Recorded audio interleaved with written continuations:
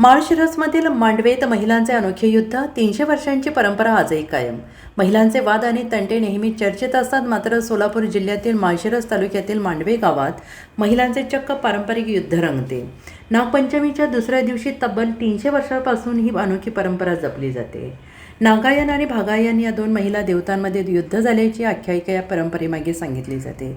आणि याच ऐतिहासिक परंपरेचे स्मरण म्हणून गावातील महिला पारंपरिक गीतांच्या ठेक्यावर एकमेकींशी प्रतिकात्मक युद्ध करतात. विशेष म्हणजे या महिलांच्या युद्धात मध्यस्थी करण्यासाठी पुढे येणाऱ्या गावातील पुरुष आणि स्थानिक पुढाऱ्यांना सुद्धा महिलांच्या हातून मार खावा लागतो.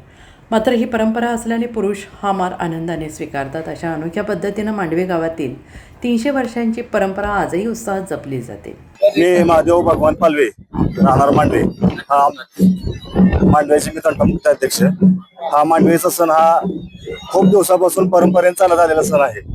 आज नागपंचमीच्या सणा दिवशी जो 12चा जो कार्यक्रम असतोय, हा मांडवा आणि माळशिरस या दोन गावाच्या सीमेवर होणारा सण असतो. पूर्वी खूप जुना इतिहास आहे. जुने लोक सांगते की नागाबागाई दोन या महिला होत्या, की अशा नागपंचमीच्या 12च्या दिवशी त्या बार खेळत असताना त्या दोघींची खूप मोठी भांडणं झाली.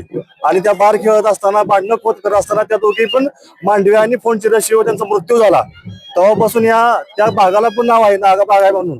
आणि तेव्हापासून हा सण परंपरेने चालत आलेला हा सण आहे. अशी मांडवे गावची आजपर्यंत काय करतात महिला?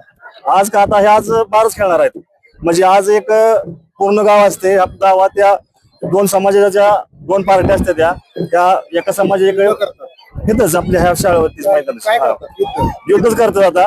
आणि महिलांचं असं युद्ध असतं की ते असं काही खरोखर नाही, एक ह्याच्यात नसते, आपल्या विनोदात युद्ध असते हसत खेळत. त्याच्यामध्ये काय ते सिरियस असते आणि मोठा भांडणाचा वाद पण नसते.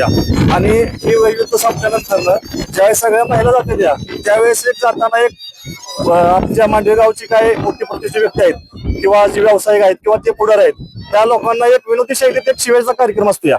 तर हा एक परंपरेने एक जोपासायला मोठा कार्यक्रम आहे. त्या पुढारी सगळे येतात, मध्ये सोडवतात एकोप्याने सगळे. काय होतं? पुढाऱ्यांना हो, पुढाऱ्याला पण मार बसतो.